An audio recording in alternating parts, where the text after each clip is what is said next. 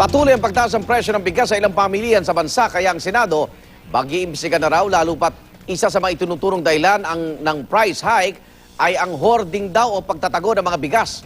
Hingi tayo ng detalye sa kasama nating si Connie Sison. Connie. Yes, Iga, naririto pa rin tayo ngayon sa Riverside Market sa Commonwealth Avenue. At makakasama natin ang spokesperson ng NFA, si Mr. Rex Esto Perez, para explica sa atin ano nga ba talaga ang nangyayari na sa investigasyon nila dito sa mga nakalipas na araw kasi merong mga nangako. No, sir, no, good morning. Muna sa inyo. Good morning po sa ating mga taga-subaybay.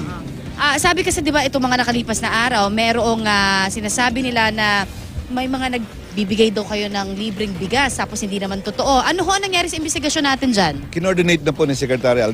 Actually, pagkatapos nun, nireport na ni Secretary Alcala at ni Administrator Calayag sa Malacanang din at sa kinordinate sa mga nakakaukulan para imbestigahan kung sino ang nasa likod nito at yun ay kakasuhan natin ng economic sabotage. So yung sinasabi naman sa may retail market, sir, isang chairman daw ang namigay ng pera para bumili naman ng mga bigas daw, yung mga tao. Anong investigasyon natin dyan?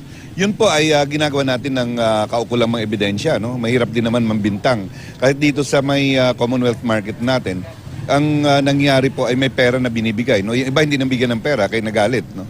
Yung bibigyan ka ng pera, pipila ka sa NFA, bibili ka ng bigas. Pagbalik mo dun sa kanila, surrender, hindi naman surrender, pagkita mo yung bigas, dagdagan yung pera mo.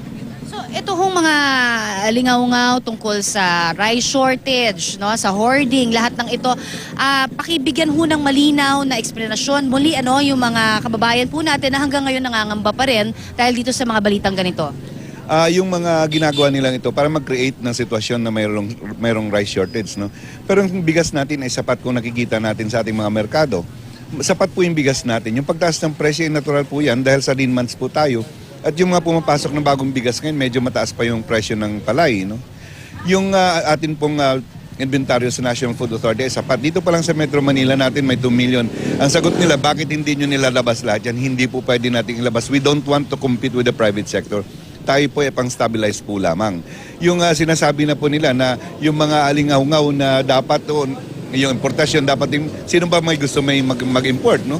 Lahat tayo ayaw natin mag-import. Kawawa yung ating mga magsasaka.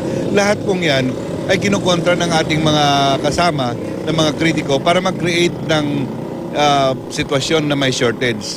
Dati kasi yung kung bang sobra-sobra ang ating in-import, 2.4 million metric tons. Last year, 500,000 metric tons. At ngayon po, ngayong year, 187,000 metric tons.